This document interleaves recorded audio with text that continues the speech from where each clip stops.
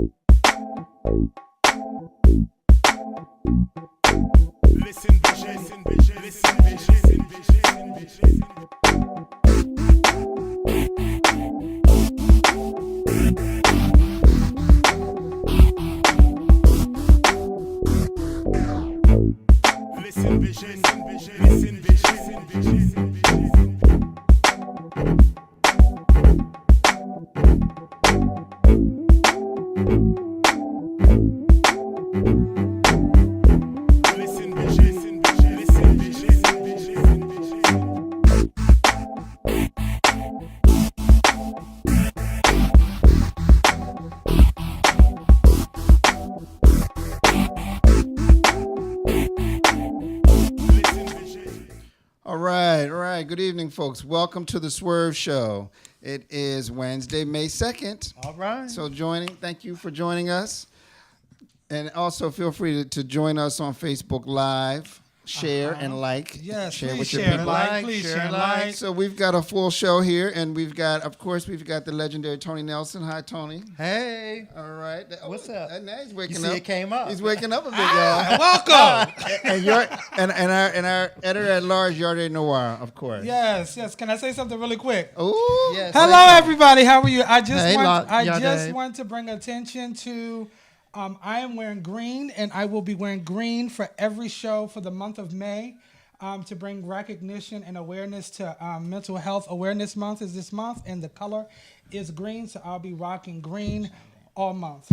I just want Okay, I didn't know that. Yes. All right, so green is the color. So anyway, we've got a full show. We have a very special guest with us this evening. Who's our guest? Mr. Earl Folks. Yeah. Come on, Earl. And Earl wears many hats. He is the president and CEO of the Center for Black Equity, amongst numerous titles, and we'll get into those later. And Earl is a legend in our community, even though he likes to downplay it. But we'll talk about that too, Earl. But anyway, we're just glad that you came and joined us. We're very happy. And he said it was past his bedtime, so we're going to make sure we get him out of here in a decent hour. So let me just check in with everyone. What's going on with you? Let's start with you, Tony. How's it going? With me? Oh, yes. What's going on? Well, what am I doing? I guess, well, of course, I'm always at the legendary Mr. Henry's. First Sunday, right? No, fourth Sunday of every month. Fourth Sunday of every month. Okay. And we'll be back there for Memorial Day weekend. And I'm also going to be hosting two of Darryl Wilson's events. Yeah. Oh, okay. Yes. Does that mean we get in free? We can just give your name at the door. We with Tony. Okay. Only Yarde and I can do that. So come out and see Miss WTF at Darryl Wilson stages Saturday and Sunday and Monday. I'm sorry. You're doing Sunday and Monday. I'm doing Sunday and Monday. Okay. Yes. I'm doing Sunday and Monday, and then I'm going to be. Are you going to be in roller skates? No roller skates. No poodle. I might pull out the roller skates for Pride this year, but I will also. I'm taking pictures. I'll also be at Strong J's Lipstick Review on Sunday also, so I'm doing double duty Sunday. Oh, wow. Okay. Yes. Tony's going to be busy, y'all. I'm going to be busy. I'm going to be tired. All right, Yarde, what's going on with you? Absolutely nothing outside being attacked on my Facebook page. Why are you being attacked? Absolutely wonderful. We're going to get into that later. But have you assumed your responsibilities as UDC student body president? I still have not been sworn in yet. But that's coming, yes. We're going to come up and Please celebrate do. with you. Come celebrate my swearing in. Inauguration? Child, we're waiting for a date. Are you going to have an inauguration? They actually have a swearing in ceremony. Okay. Oh, really? Mm-hmm. So it's going to be the gayest year for UDC. How official baby. of UDC? Very official. So so we actually take an oath basically as a student leader. I'm proud of you, man. Congratulations. Thank you. I will say this. It has been, I know we've talked about it the last couple of weeks, but it has really been a rewarding experience. I was talking to my best friend who was telling me that he was extremely proud of me, and it meant the world to me because me and my best friend have been friends since '93. And he knows personally, school has been something that I always wanted, but I never accomplished. Right. So when I decided to go back to school 20 years after I graduated high school and decided to jump into this, I said I was going to throw myself into it 125%. And you have. So I am living the full collegiate experience.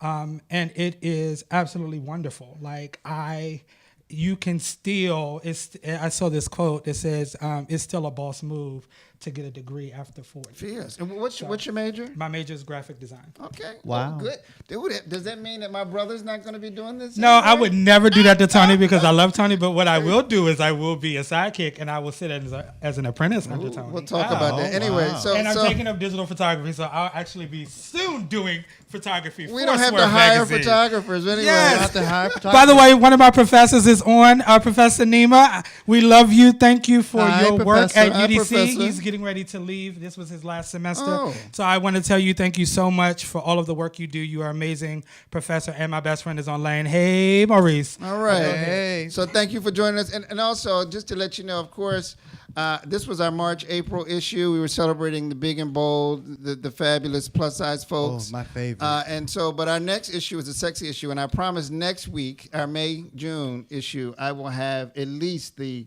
cover. It's very sexy. We're featuring Mustang like you've never seen him before. All right. So that's going to be a special issue. And plus, we've got a great Q&A with Chad Griffin. I've been trying to sit down with him for a while, where he addresses the issues that the Human Rights Campaign has with its black community, with the black LGBT community. So this is going to be an interesting interview. I know you're going to want to see that, Earl. He brought up some really interesting points, and that's in our May-June issue. So anyway. Like and share, like and share, like and share. Like and share. We've got a couple of items. We're going to move to our news items. And so this is one that everyone has been talking about. I'm kind of tired of talking about it. Me too. But anyway, we're going to bring it up. So Kanye West, okay, made a couple of statements to TMZ and Charlemagne. I don't say Charlemagne the God because I don't know what the hell that is, but I'll say Charlemagne on the Breakfast Club in an interview where one of the quotes that we pulled out is that slavery was a choice that our people decided to participate in for 400 years. And thank goodness there was a brother, a black with a social consciousness at TMZ right. that was able to address that issue. And I thought he kind of briefly, concisely put him in his place. But anyway, what are your thoughts on that? Do you want to go first, Tony, or do you want to go first? I'll wait. I'll let Tony go first. But wasn't it cool that somebody actually said something to Kanye instead of people saying things about Kanye? I don't think he's used to that. Someone speaking to him, and this guy spoke to him and shut him down because he walked out the room, didn't he? No. He didn't. Kanye didn't leave the room. He didn't leave the room. In fact, he walked over to him to have a conversation. I appreciate Van. I do, and I applaud Van. Well, I never watched the for show, calling so I didn't know Van. who he was. Van is a regular. He's He is like the black voice on TMZ. Okay. I love him. I do. I love Van. I think Van is absolutely amazing, and he always brings the black view, the urban black view in particular, to TMZ. I'm a regular watcher of TMZ. Okay. So so when Van called him out, I applauded him, and I thought it was amazing. I will say this. I think a lot of people are talking about the comments on TMZ, but what people are failing to talk about is the 1 hour and 45-minute interview that he did with Charlemagne the God that happened way before that. Do I agree with some of the things that came out of Kanye's mouth? No, I do not. Do I have some challenges with it? Yes, I do. However, ... I think that if you sat down and you watched the interview with Charlemagne the God for the hour and 45 minutes, you get an opportunity to see the way this man thinks and the way he processes. The thing is that he processes in public, not saying that it is the best thing to do, but what you will do is you will then get an understanding or a context in the way that he processes, and then you can look at what he says and you can go, okay, yeah, you are cracked. I never said that he wasn't cracked. But what does crack mean? What do you mean by crack? Kanye has always sat on the edge of insanity, always. But I think the interesting thing about sitting on the edge of insanity is that you get to challenge the people around you to think about things beyond the way they think they know it. Which is why I always talk about the 4 agreements, because the first agreement, by the way. Oh, you can speak in the mic. Can we hear you? By the way, here's the 4 agreements. If you've never read the 4 agreements, please read It's the a great book. 4 agreements. It's a great book. And the first agreement, it talks about that we were born into an agreement. We were born into a way of thinking, and it is backed up by everything in your life. And so I think people like Kanye challenge that. Do I always challenge? He challenges. But saying that slavery, slavery was that our people sat in slavery by choice, and I don't agree with that. Pure insanity. I don't agree with that. I mean, I think that what he was trying to say, and he came back on and put quotes. What he was trying to say was that slavery is a mentality. No, they did not have a choice in walking off the land, getting on boats and shackles and coming here. But even now to present day, some of us still do live in a slavery mentality where we feel like that we have to do this and we don't freely think. Well, we are marginalized people by institution. Right. By law. We are. So, but you're saying that we are assuming that and we're embracing it and living in it. No, we are combating it. Our people have always combated that. Okay. Clearly, this guy is not in touch. Yeah. And it was irresponsible for him to make that statement. Yes. Even if he processes stuff in public, I agree. That was totally irresponsible. I do think it was irresponsible. In 2018, I do think you, a black man of wealth who is of privilege and have benefited, and this is the statement that comes out of your mouth. I do think you need to sit down and go away. Which is why and we need to punish you for that. Which is why I loved Van for calling him out. Van told him to his face. Right. He was like, "You worked hard to get where you are, but your reality is not the reality of the average black man walking down the street." He said that. Not even that. What you said has consequences for all of us. Okay. Because it gives other people it gives a way, ammunition. an out for the way that they are currently treating us. I get that. Right. I didn't understand where it was coming from. I think Kanye West has built a brand, like we were discussing before the show starts. He's a brand. He's not a genius. He's a brand. Well, I'm not mad at music, but I don't know if he's a musician. I'm not angry with him. And we're not going to talk the whole show about him. Right. We got other stuff we want to talk about. But I'm not angry with him being a brand. But part of his brand is the same brand that Donald Trump is, a disruptor. Mm-hmm. That's what he does. He disrupts. I think he's working out of hurt.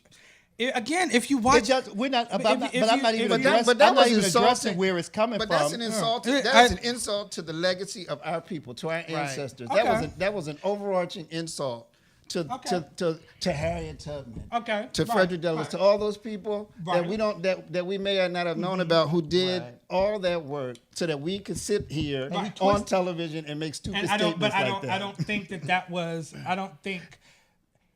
Again. And that's my problem. The way that he verbalized it was irresponsible. I agree to that. He was trying to say something deeper. He was, and that's my point. And my point is that no one.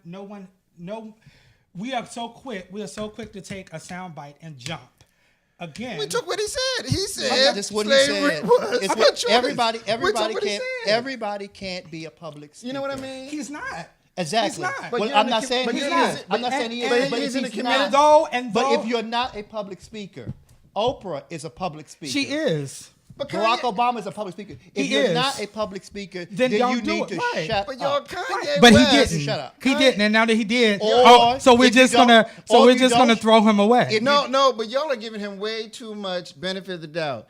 Kanye West has been a celebrity for the last 15, 20 years? Right. He has. Trust me, he's been on stage in front of multi-thousands of people. That is inexcusable. But but also too, when you sit in those positions as a celebrity, there is a level of pressure that sometimes people will crack under. Gotcha. And in fact, he didn't look like he was cracking. He made a statement that he believed in. But when we go down and talk about Janelle Monáe, which we will talk about later, she even talks about in her interview, she talks about the level of perfectionism that is expected walking into the industry. And some people crack under the pressure. Even Billy Porter, when Billy Porter said, okay, come on, we're gonna wrap this up though. Come on, talk about Kanye. I am too. Okay. But we'll talk about.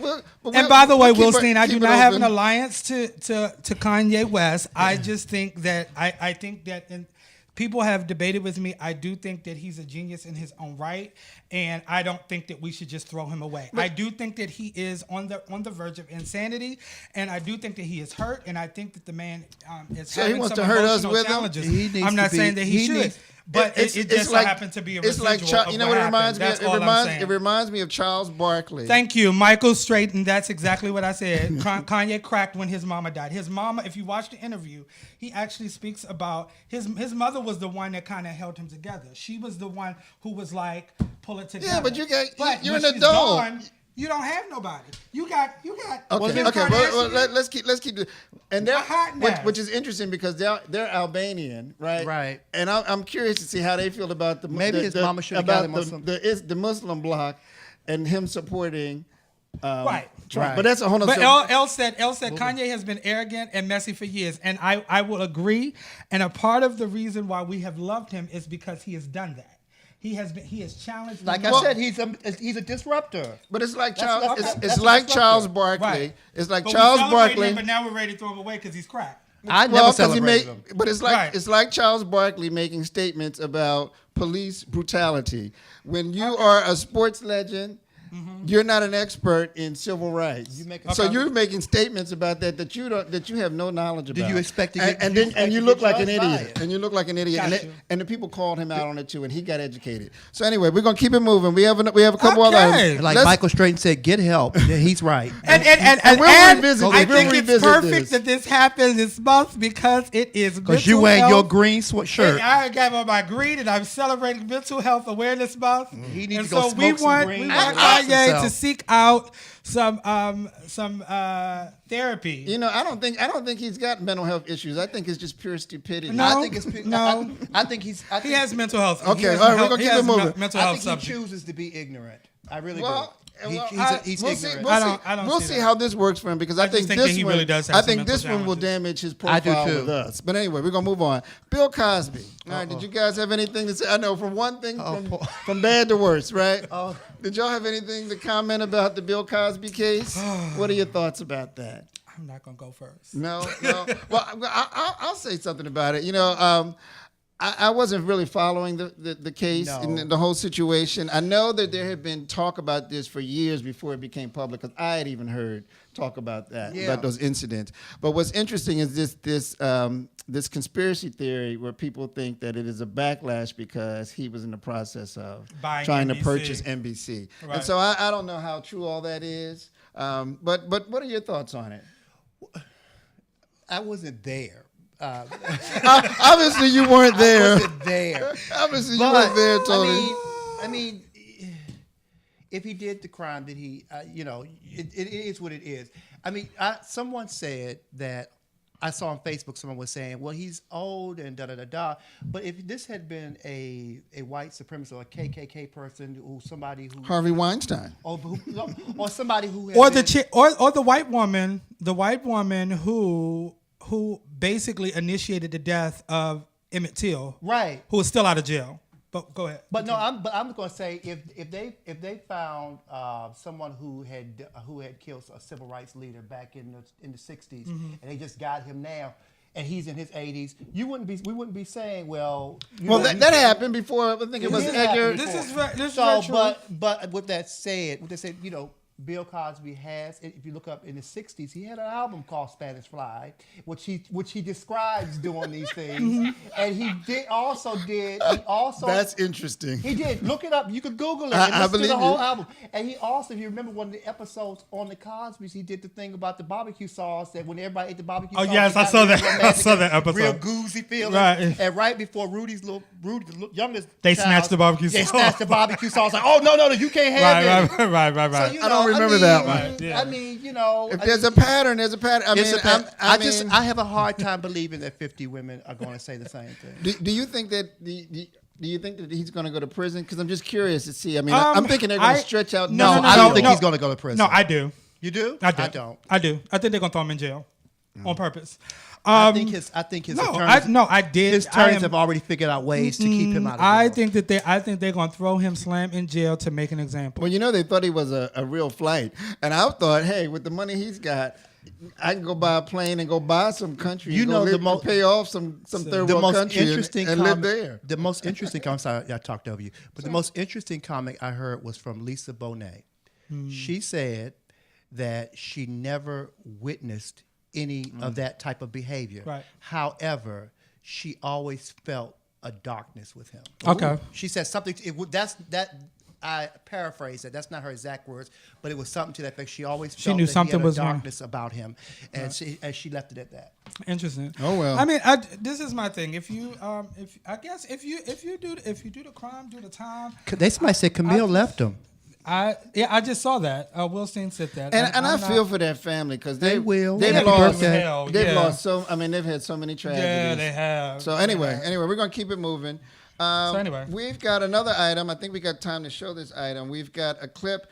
No, what am I? Oh, the real Mike Pence. Wow. Do you have that, Jacob? Okay, so HRC has produced a video that really tells the truth about Mike Pence, and so we all want Trump to get impeached, but this might be what we get.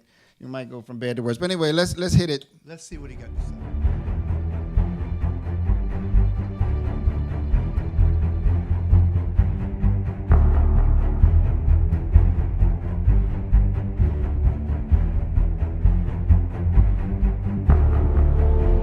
Was a tone to the Secretary of State's comments that was troubling to me because he talked about putting away taboos and conservative ideas and move on to condom use and condom distribution. Frankly, condoms are a very, very poor protection against sexually transmitted diseases. There's at least half a dozen to 10 sexually transmitted diseases for which condom use has zero preventative value. The Secretary of State may be inadvertently misleading millions of young people and endangering lives. Abstinence and marital faithfulness before condom distribution are the cure for what ails the families of Africa. We ought to be sending a message to kids across the country that abstinence is the best choice. I do not support needle exchange as anti-drug policy. I don't believe that effective anti-drug policy involves handing out paraphernalia to drug users by government officials. If the legislature sent me a broad-based needle exchange bill, I would veto it.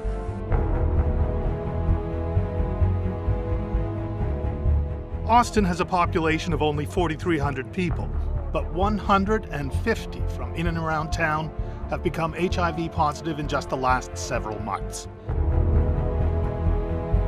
Governor Mike Pence is now pushing a clean needle program, something he'd long opposed until this outbreak. This is a very serious situation. Through an aggressive law enforcement effort, we're going to find the people that are responsible.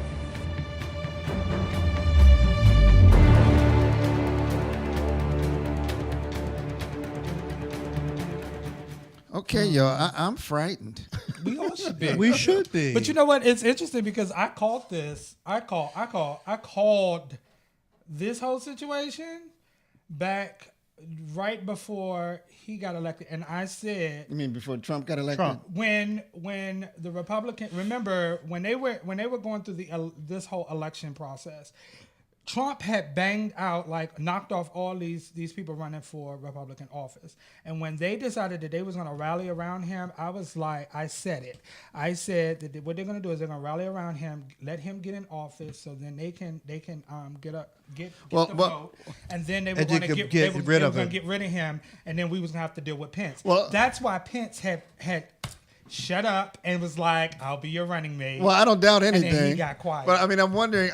He's got to be fearful of Trump. Has got to be fearful of Pence. I'm sure he does. I know he sent him off to a couple of foreign trips for a while. So right. I mean, he can invoke that what is it? That 25th Amendment. Right. So I'm sure he has his eye on him. But clearly, he's someone we need to be paying attention to. He said something stupid today too about who, Pence or Trump? Pence about the Honorable Apparel. What's his name? The sheriff in Texas that Trump. Oh yeah, they I can't remember the guy's name. Apparel. They introduced I said his him name incorrectly. Arizona, right? Oh my goodness, and he introduced him as the Honorable. I'm just like, really? So clearly, folks, thank you HRC for producing that, and we'll keep our eye on that. But It's not just Trump we need to it's not just Trump. to keep eye on.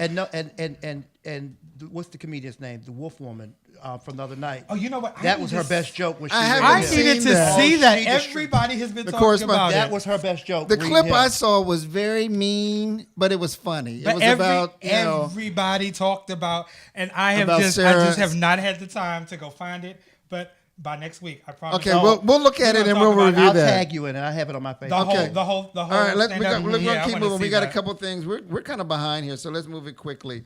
Stacey Abrams, we got a short video on her, and I've been talking about Stacey Abrams. She's the young black woman that's running for the governor of Georgia. So let's show that clip real quick. Hello, my name is Stacey Abrams, and I am a Democrat running to become the next governor of Georgia.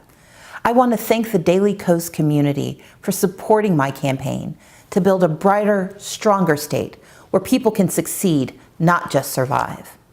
As Georgia's next governor, we will educate bold and ambitious children from cradle to career. We will build thriving and diverse economies in all 159 counties so that families can prosper regardless of zip code. And we will have an engaged and responsive government that serves every Georgian, not just the privileged.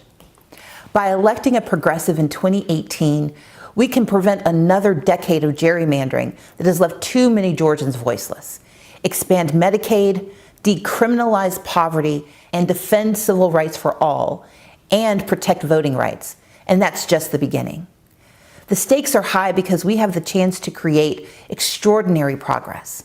I'm going to win this race by running a different kind of campaign, a people-powered campaign. My team is already reaching out to voters in every part of Georgia who've been left out and left behind. We're learning about what matters to them because people are tired of candidates who only show up to knock on their door 3 weeks before an election, if they show up at all. I'm asking for Georgians' votes now because every Georgian is a partner in our effort to change this state. And now you're a part of that transformational effort. Because when we change Georgia, we can change the South. And when we change the South, we can change the nation. All right, so all you folks in Georgia, May 22nd is the primary. So we have a progressive candidate running, and I'm going to keep mentioning this until the election because we claim that we're socially conscious, but we've got to get out here and vote. Right. Yes, and so this is an opportunity. Atlanta, vote. All right. Bulldogs. Everybody go to Bulldogs. If you pick up a cocktail, we need you to make cocktail for a vote. That's a cocktail for a vote. That's right. Cocktail for a okay, we're going to keep it moving. We're running a little bit behind, so we're going to go to our hot seat section. I call it something else, but Yarday calls it hot seat. If you want to change it back to what's hot, we can. No. I'm going to wait till you're not here, and then I'm going to change it. Okay. That's fine. So, but we all went to see Grace Jones. We did. Blood, Light, and Balmy. Do we have that little mini graphic, Was that Jacob? what it was called? Blood, Light, and Balmy. There is the poster. So, yes. I enjoyed it. What are your thoughts on that? Briefly, because we got to keep it moving. It was not what I had expected, which is what I should have expected. That's right. Grace is never going to give you what you expect. She's never going to give you what you expect. It certainly was not what I expected. So we all actually went, and we actually sat in this order. Yes, we did. We sure did. We did. This exact order in the movie theater. I thought it was, like you said, I think it was different than what I expected, but it was exactly what I should have expected. It was very much Grace Jones in her words. Unmixed, uncut, unfiltered, and I enjoyed it. And undressed. Well, the thing about it is, it wasn't. I thought it was going to give sort of a historical perspective of her. You kind of have to know some things about Grace and her background because of the context. They just assume that you know certain things about her relationships with her brother and how they were abused by a step parent. When the parents moved here. I think that was revealed. Yeah, but it was sort of just, it kind of evolved. But if you didn't know anything about it, you wouldn't have been able to follow that. It was. I mean, because when they kept talking about who Mass P was, and I was like, who the hell was that? Which was interesting. She said that's who she becomes when she gets. That's right. On stage. That's a persona. Yeah. Which is interesting because we are in Mental Health Awareness Month, and I think that y'all know Grace is crazy anyway. Come on now. But crazy, but it's based out of trauma. A lot of therapy is about embracing or Some crazy is. Taking apart the trauma and trying to process through. And what I realized is that her persona, she became, which happens often. A lot of times, if you have an abuser, you wind up becoming them. It shows up in your life in other spaces. Okay. Right. And I think that for her to be able to contain it, she becomes him on stage, which I thought was quite interesting. But the thing about Grace is, on that, first of all, the performances were phenomenal. Yeah, they were. You know, they were. She's a better performer than she ever was. You know, and a lot of that music, she had some of the standards, some of her hits, but she also had stuff from the latest project, Hurricane, which was epic. So I thought, hats off. I thought it was great. I'd say go see it for yourself. Yeah, please go. Go see it. I know it's going to come back to DC in May, and I know it's coming around the country. So make sure just go see it for the garments. I know. Okay, Jasmine, you are stupid. She said my crazy comes out when I wear wigs and dresses. So we got another one. Breathe. Yes. Breathe, which was a great play that was here. I know it's going to travel around the country. Yes. Do we have a poster of that? Yeah, that was at the Arc back in March, and the three of us went to see it. And I thought it was phenomenal. It's in development, but the performances were great. The vocal talents, some of the women in that was just phenomenal. So can you keep this flyer? Bring the fly back. Bring the fly back. Okay. So the lady in the middle standing up, her, baby. Well, they were all great. The woman that was sitting down was phenomenal too. Oh, the one standing up on the top. No. She's not in this one. Okay, well there you go. No, the one that you went to school with is the one, the gold, third the from one the in the right, gold. Right, the gold. She's a graduate of Duke Ellington School of the Arts. Shout out to Duke Ellington. The young lady who was the lead is not. She was. That was her standing up. That was her standing up. Oh no! No, that was the one who had that beautiful alto. The one that played the one who played the mother. Right. Baby, the lady who plays the lead, when she breaks down, I have felt it all. She was phenomenal. God, she sent chills up my arm. She has a great future ahead of her. It's a great project. I hope you get a chance to go see it as it tours the country. It's called Breathe. Okay, we're going to keep moving on. We got another item. Janelle Monáe comes out what as is this? pansexual. Oh, wow. Go ahead, Janelle. Come on, Janelle. Janelle, I mean, why limit yourself? Why not just be all of who you are? I commend her for that. I do too. I have a cousin who came to my house and told me he was pansexual and gave me told me the whole gambit of it. It was fascinating. Fascinating. Just so people can understand what pansexual is. Yeah, what is pansexual? Pansexual is being able to not limit yourself to a sex or a gender. So it's not bisexual. It's not bisexual. It's. Well, I'm pansexual too. If you into transgender. I'm not into transgender. Well, then you're not pansexual. Well, I don't know. I haven't met. Maybe I just haven't met. I haven't met the right transgender man. Yes, and so he would slay you for mud, blood, and points. Right. Yes. Right. So wide open. That's right. Wide. How about whatever works? So hats off to Janelle. And this announcement just so happens to coincide with the release of her latest project. Yeah. Well. Okay. Okay. Oh, by the way, if you're watching, please like and share. Please like and share. All right, I see Jasmine. Hi, Jasmine Blue. Anyway, Happy birthday, Will Stein. We're going to keep it moving. So I want to show a trailer. There's a great short film called Water in a Broken Glass. Oh, wow. And I know it's coming to D.C. sometime soon. It premiered in Baltimore. Victoria Powell is in this. The great actress from the soaps is in this. But anyway, let's hit that trailer if you don't mind, Jacob. Was he cute at least? I hit a guy and your only concern is how he looks? Did you kill him? No! Then yes.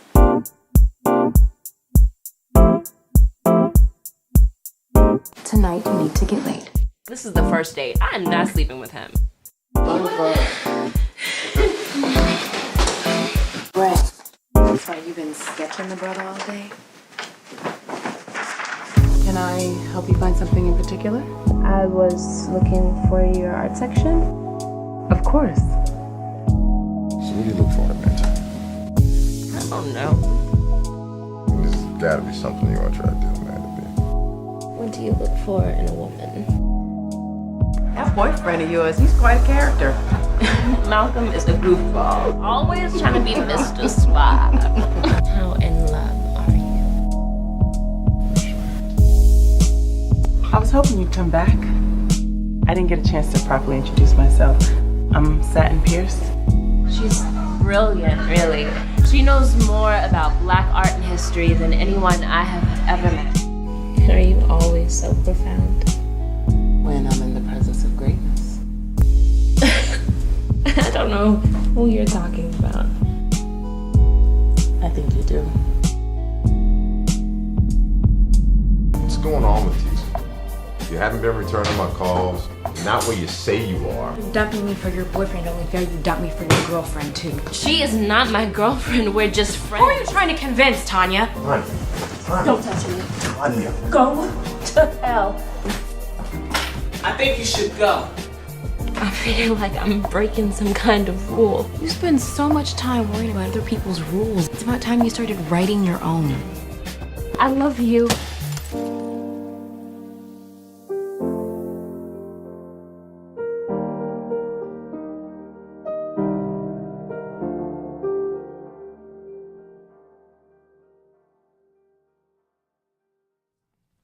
All right, so that looks great. I think I want to go see that. Yes. And that was Victoria Rao, not Victoria Powell. Victoria Rao. Victoria Rao was my high school graduation commencement speaker. All right. At Duke Ellington School of the Arts. Cute. We got 2 mentions of Duke Ellington. Yes. I need a check. I pump smile. Okay, anyway. So we've got our special guest with us. We've got Earl, folks, the one and only. So Earl, I want to thank you. Thank you. Thank you for joining us. Thank so you. Earl is one of his the hats that he wears. He's the president and CEO of Center for Black Equity. Yes. So can you tell us what Center for Black Equity is? Well, it's a 19-year-old nonprofit. We started as the International Federation of Black Prides. We were an umbrella organization of 8 Black Prides, and then we grew to what we are now, 50. We changed our name 6 years ago to broaden our reach beyond the Black Prides and the 400,000 people who attend Black Prides around the world. Oh, say that number again. 400,000. Okay. Okay, we're going to revisit that. So we have 42 Prides in the United States and 8 abroad. Wow. Okay. All right. And so you also you're still at the head of DC Black Pride, is that correct? No. Okay. Oh, okay. All right. DC Black Pride is a program of the Center for Black Equity, and that's run by Kenya Hutton. Okay. By virtue of being the head of the CBE, I guess I do have a thumb in DC Black Pride, but that's not my main activity. Y'all got any questions for Earl? How about I'll start? Just okay. So what is the state of Black Prides around the country? I know there's always 2 arguments. I mean, there's always 2 debates that go on every year, whether or not, why do you need a Black Pride when you already have other gay prides? And then the other is sort of a generational argument about, do we still need a Pride Week in order to celebrate, the whole Black LGBT community? Those are very good questions. The reality is that we wouldn't have Black Pride unless people attended. Mm-hmm. So this year, for the first time, we have Black Prides in every state in the South, from Texas all the way to Maryland. Wow. So we have a new Black Pride in Richmond, Virginia this year. We have one in Birmingham, Alabama. And the Black Pride in Little Rock is revived again. So I don't have anything to do with Black Prides. It's just people want them in their communities, and they make them happen. Mm-hmm. So whether or not they are relevant or not is a moot point, because the fact of the matter is that people come to them. We're having record attendance. Some of the Black Prides go through cycles where the leadership is not as strong as other times, but for the most part, those 42 Black Prides are doing things that the community and that they serve want to have happen. So if you don't like Black Pride, you don't go. And as far as generational thing, I think it's incumbent upon the Black Prides to build that bridge between the older generation and the younger kids coming up, because the fact of the matter is a lot of our youth think that they're invented gayness. Right. And the reality is they take it for granted that they can be so out and open. Right. Right. They're just adding a chapter to a long book.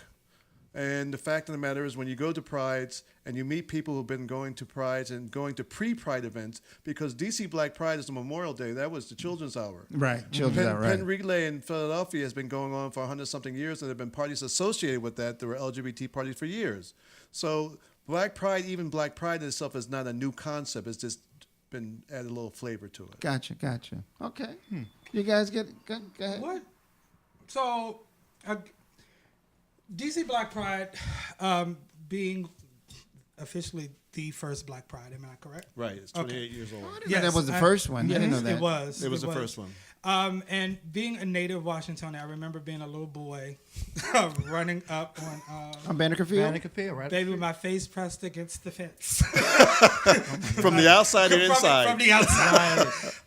And I just remember that. It's something I reminisce and talk about. I remember that was the first time I ever saw Racine on stage. Okay. I literally had my face pressed against the fence right down the Shout street out to on Racine. Banneker Field. And it's just interesting to have watched Black Pride go from Banneker Field to the old convention center, to the parking lot, to the new convention center. You see what I mean? And watch it move. What happened? Because it ain't what it used to be. What happened? Well, nothing ever is. It has to change. It has to evolve. The fact of the matter is that I was running Black Pride when we had to move from Banneker Field. We had to move from Banneker Field because they were residing the field and we had no place to go. Okay. And that's why we went into the old convention center. Which I thought was amazing, though. Which was, and you got to remember that then it rained once. It rained like 5 years in a row. Right. But the reality is that we were one of the few Black Prides at the time. So we had an incredible amount of people coming here because we were the only one for a long time. And now there are 42 Black Prides. And if you want to expand, this year Paris has had it'll be the third year for Black Pride. London is about their 7th or 8th. You know, the Black Prides in South Africa, the Black Prides in Central America, the Black Prides in South America. The fact of the matter is things change and people's taste have changed. It's gone from how we view community has changed, and that's one of the struggles that we have. It's not a bad struggle, but how do we keep something that's 28 years old fresh? And that's our challenge. So this year, for example, the parties are going to be what the parties are. We have our party partners, and the parties are going to be what they are. But what we do better than any other pride, Black Pride in the United States, and probably better than most prides, is that we have non-party events that are in the hotel. For example, for the first time ever, we're having an Onyx University, so the leather community will be in the hotel for 7 hours having workshops to explain their community. We're having a Ask the Doc for women for sexual health, and women can actually email their questions about sexual health without being exposed as a person asking the question. We're having a youth summit. We're having a transgender town hall. We're trying to bring the community together in a different way. The social stuff sometimes divides us, but the non-social stuff is what we use to bring people together. Do you think it's too late? No, it's never too late. No. At this point, to try to revive? I mean, I know, and we're not trying to revive. And I speak in reference to DC Black Pride because, again, I'm a native, and I think I take pride in the history that DC was the original. Right. And to watch it diminish the way that it did was heartbreaking. It really was. And so I asked that question because I know that there has been, I know when Kenya took over, shout out to Kenya Hutton. I mean, I think him and his crew did an amazing job at trying to breathe life back into Black Pride. And I was like, oh, maybe we're there. But here we are again, another year, and we have talked about it on the show, like, what's happening with Pride? No one knows. There's no information out. No one knows anything. And you're here. What I would say is, though, and I see this around the country in some of them, where the promoters have become so prominent that their marketing efforts sort of tend to overwhelm the community building stuff. So I get something from Darryl Wilson all the time about all of his events, but he's already been promoting Pride passes 2-3 months in advance. And the other thing, actually it's true, but the other thing is that DC Black Pride has a renaissance. The last 3 years, our attendance has been almost as good as the first years. Right. People are coming back. Our hotel is sold out. So people obviously are coming and feeling something, otherwise they wouldn't come back. That's true. Mm-hmm. So, it's oftentimes we try to find a balance between pleasing people like you who are so knowledgeable, and you're not the average person coming to Black Pride. Mm-hmm. Okay. But if I had $1 for everyone who came to Black Pride and told me they came to Black Pride and went back home to North Carolina, went back home to Southeast, went back home to Ohio, and came out or changed their lives, I'd be a millionaire. I could fund every Black Pride in the world. I could fund every pride in the world. The fact of the matter is, whether it impacts you and I and people like you and I and the people and Tony and Jamil, the fact that the audience is not us. It's for people who it means a great deal, who live in isolation around the country. Even with the social media, they're still in isolation. And they come here and they enjoy themselves. And each year we have to increase our hotel block. Soon, we will be able to have the entire hotel. Ooh, like MAL, like we used to back in the day. Like Mid-Atlantic Leather does. If we can have the full hotel, that would be fierce. Okay, so Tony, you had something. Earl, do you think it ever diminished? Because he just said it diminished and then it came back. Do you think you said it evolved? What's the difference between evolution and diminishing? I don't necessarily think it diminished. Do you think it diminished? And if it's evolving, where do you think it's going 5 years, 10 years from now? Will it still go on this track, or do you see something else happening? Well, first of all, I don't believe it diminished. I think it changed. I think the taste, for example, we used to have a major outdoor event at the park or the convention center or something, but now the promoters have decided to do things on Sunday, and they're not doing just on Sunday for Black Pride. They do Sunday day parties. We used to call them tea dances, but now the kids, they think they've invented something new, and they call it the Sunday Fun Day parties. But those are the staples, and it's happening all over the country, not in D.C. So we tried to do an outdoor park event, and we could not compete with the promoters. So what we have done is we've decided to partner with the promoters. So on Sunday, Daryl Wilson will be at the Epic Place, I believe. Epic Live. Echo? Was it Echo? No. It's outside the. Oh, you're talking about the national bullpen. It'll be in the bullpen, right? Okay. By National Stadium, Right. and then he also has the park at Fort DuPont Park on Monday, and we're going to be working with them there. We have to find new ways of doing things differently because the environment. And our city is unique because some cities don't even have a promoter or promoters. We have an abundance of them. We probably have about 13 or 14 male promoters right now. Because in some cities, there are organizations that run it, like an aid service organization or there are no two prides that are exactly alike, and I've been to I've been to over 200 Black Prides, and I can't find two that are exactly alike. We're very unique. And the city is changing. The demographics of our city has changed. The amount of spaces that are available have changed. That all has an impact on what Pride looks like. So we want to keep it moving because the other question was why a Black Pride? That's often proposed. And I know we've been in similar environments where that's been addressed. What are your thoughts on that, Earl? We have a Black Pride because the same reason why we have the National Medical Association and the Black Nurses Association, the Black Attorney Association. Our alternative prides are because we don't feel, many of us, and I'm not speaking for the whole community, but many of us don't feel welcome in the community prides, and some people call them white prides. In our own city, there were protests last year in D.C. at Capitol Pride because people felt that they weren't included. Well, I thought they were protesting because they thought it was too commercial. Well, too many corporate sponsors. There were a number of reasons. They felt there was too many corporate sponsors. They felt there were too many police, and they felt that it wasn't inclusive of different ethnic and racial groups. So there were three reasons why people were protesting. We have created, and I give kudos to the people who started Black Pride, because I didn't start Black Pride, who actually had the vision to start Black Pride. But the fact of the matter is, Black Pride is a safe space for us, where we can share our duality. We have, we call it intersectionality now, but it's actually our duality. We can be both. Where can we go that we can both be both Black and LGBTQI and feel safe?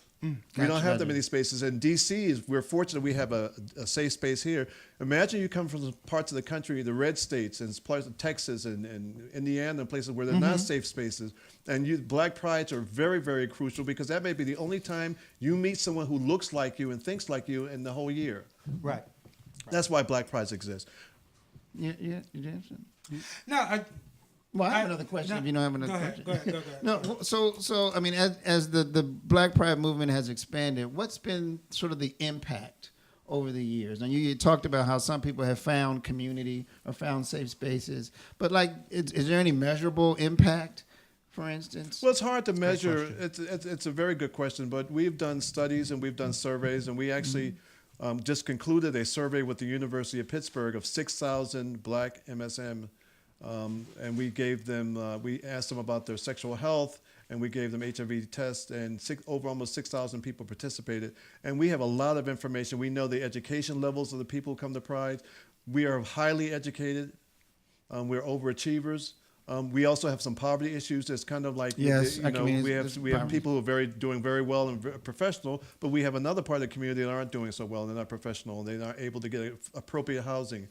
Many of the issues that face black LGBTQ people are the same issues that face black people in Of course. And, right. and it's hard to peel black off too. separations. And, we're obviously LGBT people in our community are more in danger for physically and emotionally for the damage that is done by homophobes and transphobic people. But the fact of the matter is our issues are the issues of black people. And that's why it's so important to have institutions that are black and LGBTQ. And one of the changes that's happened in many of these communities, the Black Pride is the voice. Right.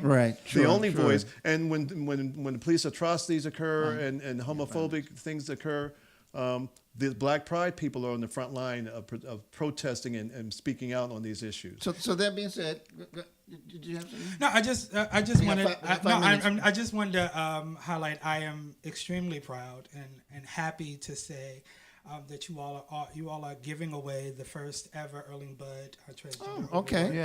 And that will be going to my mother, Miss Monet Dupree. Congratulations! So I'm extremely shout out to Monet Dupree. And when you talk about people who were the original clan that started Black Pride, Erling-Bud was one of those people who is a DC icon. So Earl, we want to make sure.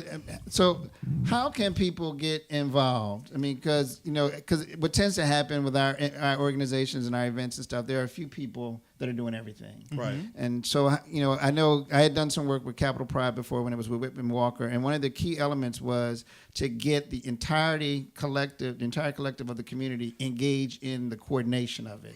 How can we get involved to help support the prides around the country? What's needed? There are several things you can do. First of all, you can go to dcblackpride.org. You can be a volunteer. We also have an advisory board that really plays a very, very, very important time. We talk to our people on our advisory board all the time. And not just at the meetings, but we issues these ideas and we're giving away 12 awards this year, and we're giving away Erling-Bud's award. I think we're giving awards to 3 transgender members of our community, and one is a trans male, and I don't believe we have ever given an award to a trans male before. We have to look at things differently, and I think the reason why we've been able to sustain ourselves for the last 28 years is because of community input and community and volunteering. We have probably almost 100 volunteers of people who contribute to Black Pride.